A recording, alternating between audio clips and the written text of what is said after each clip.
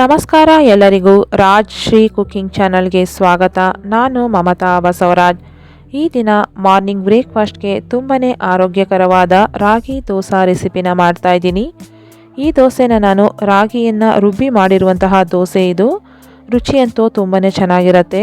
ಮೊದಲಿಗೆ 1 ಲೋಟದಷ್ಟು ಉದ್ದಿನಬೇಳೆನ ಪಾತ್ರೆಗೆ ಹಾಕೊಳ್ತಾ ಇದ್ದೀನಿ. ಮತ್ತು 1 ಟೀ ಸ್ಪೂನಷ್ಟು ಮೆಂತ್ಯ ಎರಡನ್ನು ಸೇರಿಸಿ ಚೆನ್ನಾಗಿ ತೊಳ್ಕೊಂಡು ನೀರನ್ನು ಸೇರಿಸಿ 5 ರಿಂದ 6 ಗಂಟೆಗಳ ಕಾಲ ನೆನೆಸ್ಕೊಳ್ಬೇಕು. ನೀವು ಬೇಕಿದ್ರೆ ಉದ್ದಿನಬೇಳೆ ಮಾತ್ರ ನೆನೆಸಿ ರುಬ್ಕೊಂಡು ನಂತರ ನೀವು ರಾಗಿ ಹಿಟ್ಟನ್ನು ಮಿಕ್ಸ್ ಮಾಡಿ ಕೂಡ ದೋಸೆನ ಮಾಡ್ಕೊಳ್ಬೋದು. ನಾನಿಲ್ಲಿ ಡೈರೆಕ್ಟಾಗಿ ರಾಗಿಯಿಂದನೇ ದೋಸೆನ ಮಾಡ್ಕೊಳ್ತಾ ಇದ್ದೀನಿ. ನೋಡಿ, ಇವಾಗ 2 ಲೋಟದಷ್ಟು ರಾಗಿನ ಪಾತ್ರೆಗೆ ಹಾಕೊಳ್ತಾ ಇದ್ದೀನಿ. 1 ಲೋಟದಷ್ಟು ಅಕ್ಕಿನ ಹಾಕೊಳ್ತಾ ಇದ್ದೀನಿ. ಅಕ್ಕಿ ಬೇಡ ಅನ್ನೋರು ಬರೀ ರಾಗಿನೇ ಹಾಕ್ಕೊಂಡು ದೋಸೆನ ಮಾಡ್ಕೊಳ್ಬೋದು. ಬರೀ ರಾಗಿ ದೋಸೆ ಇಷ್ಟ ಆಗಲ್ಲ ಅನ್ನೋರು ಅಕ್ಕಿನ ಸೇರಿಸಿ ಮಾಡ್ಕೊಳ್ಬೋದು. ಇದನ್ನು ಚೆನ್ನಾಗಿ 5 ರಿಂದ 6 ಸರಿ ಚೆನ್ನಾಗಿ ತೊಳ್ಕೊಳ್ಬೇಕು. ಯಾಕಂದರೆ ರಾಗಿಲಿ ಜಾಸ್ತಿ ಡಸ್ಟ್ ಮತ್ತು ಗುಂಗಿರುತ್ತೆ. ಅದಕ್ಕೋಸ್ಕರ ಚೆನ್ನಾಗಿ ತೊಳೆದು ನೋಡಿ 6 ಗಂಟೆಗಳ ಕಾಲ ರಾಗಿನೂ ಕೂಡ ನೆನೆಸಿ ಇಟ್ಕೊಂಡಿದ್ದೀನಿ. ನೋಡಿ, ಇವಾಗ ರಾಗಿ ಎಲ್ಲ ಚೆನ್ನಾಗಿ ನೆಂದಿದೆ ಮತ್ತು ಉದ್ದಿನಬೇಳೆನೂ ಕೂಡ ಚೆನ್ನಾಗಿ ನೆಂದಿದೆ. ಇದರಲ್ಲಿರುವಂತಹ ನೀರನ್ನು ತೆಗೆದು ಇನ್ನೊಂದು ಸರಿ ತೊಳ್ಕೊಂಡು ಬರ್ತೀನಿ. ಮತ್ತು ನಾನು ಯಾವ ಲೋಟದಲ್ಲಿ ರಾಗಿನ ತೊಗೊಂಡಿದ್ನೋ ಅದೇ ಲೋಟದಲ್ಲಿ 1 ಲೋಟದಷ್ಟು ಅವಲಕ್ಕಿನ ತೊಗೊಂಡು ತೊಳೆದು ರುಬ್ಬೋದು ಅರ್ಧ ಗಂಟೆ ಅಂತ ನೆನೆಸಿ ಇಟ್ಕೊಂಡಿದ್ದೀನಿ. ಇವಾಗ ನೋಡಿ, ಮಿಕ್ಸರ್ ಜಾರ್ಗೆ ಉದ್ದಿನಬೇಳೆನ ಸೇರಿಸಿ ರುಬ್ಕೊಳ್ತಾ ಇದ್ದೀನಿ. ಉದ್ದಿನಬೇಳೆನ ರುಬ್ಬುವಾಗ ನೀರನ್ನು ಸ್ವಲ್ಪನೇ ಸೇರಿಸಿ ರುಬ್ಕೊಳ್ಬೇಕು. ಒಂದೇ ಸಾರಿ ಜಾಸ್ತಿ ನೀರನ್ನು ಸೇರಿಸಿ ರುಬ್ಕೊಳ್ಳೋಕೆ ಹೋಗಬಾರ್ದು. ಸ್ವಲ್ಪ ನೀರನ್ನು ಸೇರಿಸಿ ರುಬ್ಬೋದ್ರಿಂದ ನೋಡಿ ಈ ರೀತಿಯಾಗಿ ಫ್ಲಫಿಯಾಗಿ ಬರುತ್ತೆ ಉದ್ದಿನ ಹಿಟ್ಟು. ನೀವು ಒಂದೇ ಸಾರಿ ಜಾಸ್ತಿ ನೀರನ್ನು ಸೇರಿಸಿ ರುಬ್ಕೊಂಡ್ರೆ ನಿಮಗೂ ಅಷ್ಟು ಚೆನ್ನಾಗಿ ಉದ್ದಿನಬೇಳೆ ಹಿಟ್ಟು ಬರೋದಿಲ್ಲ. ಈ ರೀತಿಯಾಗಿ ನೀವು ಉದ್ದಿನಬೇಳೆನ ರುಬ್ಕೊಂಡ್ರೆ ದೋಸೆ ಅಂತೂ ತುಂಬಾ ಚೆನ್ನಾಗಿ ಬರುತ್ತೆ. ನೀವು ದೋಸೆ ಮಾಡೋದಕ್ಕಾಗಲಿ ಅಥವಾ ಇಡ್ಲಿ ಮಾಡೋದಕ್ಕಾಗಲಿ ಉದ್ದಿನಬೇಳೆನ ಈ ರೀತಿಯಾಗಿ ಫ್ಲಫಿ ಆಗೋ ಥರ ರುಬ್ಕೊಳ್ಳಿ, ತುಂಬಾ ಚೆನ್ನಾಗಿ ಬರುತ್ತೆ. ಇವಾಗ ನೋಡಿ, ಇದನ್ನು ಪಾತ್ರೆಗೆ ಹಾಕ್ಕೊಂಡಿದ್ದೀನಿ. ಮತ್ತು ಇವಾಗ ತೊಳೆದಿಟ್ಕೊಂಡಿರುವಂತಹ ರಾಗಿನ ಮಿಕ್ಸರ್ ಜಾರ್ಗೆ ಹಾಕ್ಕೊಂಡು ರುಬ್ಕೊಳ್ತಾ ಇದ್ದೀನಿ. ನಾವು ಉದ್ದಿನಬೇಳೆ ರುಬ್ಕೊಂಡಿದ್ವಲ್ಲ ಅದೇ ಮಿಕ್ಸರ್ ಜಾರ್ಗೆ ರಾಗಿ ಮತ್ತು ನೆನೆಸ್ಕೊಂಡಿರುವಂತಹ ಅವಲಕ್ಕಿನ ಸೇರಿಸಿ ನೈಸಾಗಿ ರುಬ್ಕೊಳ್ಬೇಕು. ರಾಗಿನ ರುಬ್ಬೋದಕ್ಕೆ ಸ್ವಲ್ಪ ಜಾಸ್ತಿ ಸಮಯನೇ ಬೇಕು. ಅಕ್ಕಿಯಷ್ಟು ಬೇಗ ನೈಸ್ ಆಗೋದಿಲ್ಲ. ನೋಡಿ, ಈ ರೀತಿಯಾಗಿ ರುಬ್ಕೊಂಡು ಉದ್ದಿನಬೇಳೆ ಹಿಟ್ಟಿನ ಜೊತೆನೇ ಸೇರಿಸ್ಕೊಳ್ತಾ ಇದ್ದೀನಿ. ಇದೇ ರೀತಿಯಾಗಿ ನಾನು ಎಲ್ಲ ರಾಗಿನೂ ರುಬ್ಬಿ ಹಾಕ್ಕೊಳ್ತಾ ಇದ್ದೀನಿ.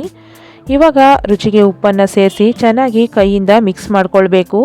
ಇವಾಗ ಚಳಿಗಾಲ ಆಗಿರೋದ್ರಿಂದ ಹಿಟ್ಟು ಬೇಗ ಹುಳಿ ಬರೋದಿಲ್ಲ. ಆದಷ್ಟು ಬೇಗನೆ ರುಬ್ಕೊಳ್ಬೇಕು. ಮತ್ತು ಈ ರೀತಿ ಕೈಯಿಂದ ಮಿಕ್ಸ್ ಮಾಡೋದ್ರಿಂದ ಹಿಟ್ಟು ತುಂಬ ಬೇಗ ಹುಳಿ ಬರುತ್ತೆ ಮತ್ತು ದೋಸೆನೂ ಕೂಡ ತುಂಬಾ ಚೆನ್ನಾಗಿ ಬರುತ್ತೆ. ಮಾರ್ನಿಂಗ್ ಬ್ರೇಕ್ಫಾಸ್ಟ್ಗೆ ಈವ್ನಿಂಗ್ ಸ್ನ್ಯಾಕ್ಸ್ಗೆ ತುಂಬಾ ಪರ್ಫೆಕ್ಟ್ ಆಗಿರುತ್ತೆ. ತುಂಬಾ ಆರೋಗ್ಯಕರವಾಗಿರುತ್ತೆ ಈ ದೋಸೆ ಅಂತೂ. ನೋಡಿ, ಇವಾಗ ಚೆನ್ನಾಗಿ ಕಲಿಸ್ಕೊಂಡಿದ್ದಾದಮೇಲೆ ನಾನು 2 ಪಾತ್ರೆಗೆ ಹಾಕಿ ಇಟ್ಕೊಳ್ತಾ ಇದ್ದೀನಿ. ಹಿಟ್ಟು ಉದುಗ್ ಬಂದರೆ ಚೆಲ್ಲೋಗೋ ಚಾನ್ಸಸ್ ಇರುತ್ತೆ. ಅದಕ್ಕೋಸ್ಕರ ನಾನು 2 ಪಾತ್ರೆಗೆ ಹಾಕಿ ಇಟ್ಕೊಳ್ತಾ ಇದ್ದೀನಿ. ಓವರ್ ನೈಟು ಫರ್ಮೆಂಟೇಷನ್ ಆಗೋಕ್ಕೆ ಇಟ್ಕೊಳ್ಬೇಕು. ನಮ್ಮ ಚಾನಲ್ನಲ್ಲಿ ಹಲವು ರೀತಿಯ ದೋಸೆ ರೆಸಿಪ್ಸ್ನ ಅಪ್ಲೋಡ್ ಮಾಡಿದ್ದೀನಿ. ನಿಮ್ಗೆ ಯಾರಿಗಾದರೂ ಆ ರೆಸಿಪ್ಸ್ ವಿಡಿಯೋ ಬೇಕಿದ್ರೆ ವಿಡಿಯೋ ಕೊನೆಯಲ್ಲಿ ಟ್ಯಾಗ್ ಮಾಡಿರ್ತೀನಿ, ಅಲ್ಲಿ ಹೋಗಿ ಚೆಕ್ ಮಾಡಿ.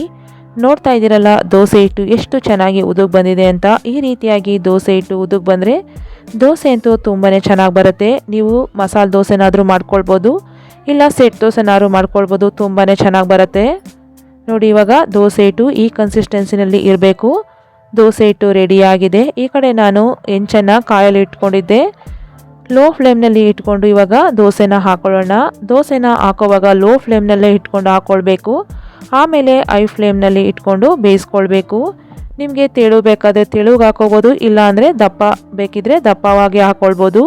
ಇವಾಗ ಮೇಲೆ ಎಣ್ಣೆ ಅಥವಾ ತುಪ್ಪನ ಹಾಕ್ಕೊಂಡು ದೋಸೆ ಗರಿ ಆಗೋವರೆಗೂ ಚೆನ್ನಾಗಿ ಬೇಯಿಸ್ಕೊಳ್ಳಿ. ದೋಸೆ ಎದ್ದೇಳ್ತಾ ಇಲ್ಲ, ಕಲ್ಲಿಗೆ ಕಚ್ಕೊಳ್ತಾ ಇದೆ ಅಂದರೆ ಈರುಳ್ಳಿಯಿಂದ ದೋಸೆ ಹೆಂಚನ್ನು ಚೆನ್ನಾಗಿ ಒಂದ್ಸರಿ ಉಜ್ಕೊಳ್ಬೇಕು. ಆವಾಗ ದೋಸೆ ತುಂಬ ಈಸಿಯಾಗಿ ಎದ್ದೇಳುತ್ತೆ. ಇವಾಗ ನೋಡಿ, ದೋಸೆ ಚೆನ್ನಾಗಿ ಗರಿ ಆಗೋವರೆಗೂ ಬೆಂದಿದೆ. ನೀವು ಒಂದು ಸೈಡ್ ಆದರೂ ಬೇಯಿಸ್ಕೊಳ್ಬೋದು, ಇಲ್ಲಾಂದರೆ ಇನ್ನೊಂದು ಸೈಡು ತಿರುವಾಕೊಂಡು ಕೂಡ ಬೇಯಿಸ್ಕೊಳ್ಬೋದು. ತುಂಬಾ ಕ್ರಿಸ್ಪಿಯಾಗಿರುವಂತಹ ರಾಗಿ ದೋಸೆ ರೆಡಿಯಾಗಿದೆ. ನಾನು ಈ ದಿನ ಪುದೀನ ಚಟ್ನಿ ಜೊತೆ ಸರ್ವ್ ಮಾಡ್ಕೊಂಡಿದ್ದೆ. ತುಂಬಾ ಚೆನ್ನಾಗಿತ್ತು. ನಿಮ್ಗೇನಾದರೂ ಪುದೀನ ಚಟ್ನಿ ರೆಸಿಪ್ಸ್ ಬೇಕಿದ್ರೆ ವಿಡಿಯೋ ಕೊನೆಯಲ್ಲಿ ಟ್ಯಾಗ್ ಮಾಡಿರ್ತೀನಿ, ಅಲ್ಲೋಗಿ ಚೆಕ್ ಮಾಡಿ. ಇವತ್ತಿನ ಈ ರೆಸಿಪಿ ನಿಮಗೆ ಇಷ್ಟ ಆಗಿದ್ರೆ ಒಮ್ಮೆ ಟ್ರೈ ಮಾಡಿ ಹೇಗಿತ್ತು ಅಂತ ಕಾಮೆಂಟ್ಸ್ ಬಾಕ್ಸ್ನಲ್ಲಿ ತಿಳಿಸಿ. ವಿಡಿಯೋ ಇಷ್ಟ ಆದರೆ ಲೈಕ್ ಮಾಡಿ, ಶೇರ್ ಮಾಡಿ. ಇದೇ ರೀತಿ ಸಿಂಪಲ್ ರೆಸಿಪೀಸ್ಗಾಗಿ ನಮ್ಮ ಚಾನಲ್ನ ಸಬ್ಸ್ಕ್ರೈಬ್ ಮಾಡ್ಕೊಳ್ಳಿ. ಮತ್ತೆ ಇನ್ನೊಂದು ರೆಸಿಪಿ ಜೊತೆ ಬರ್ತೀನಿ. Thank you.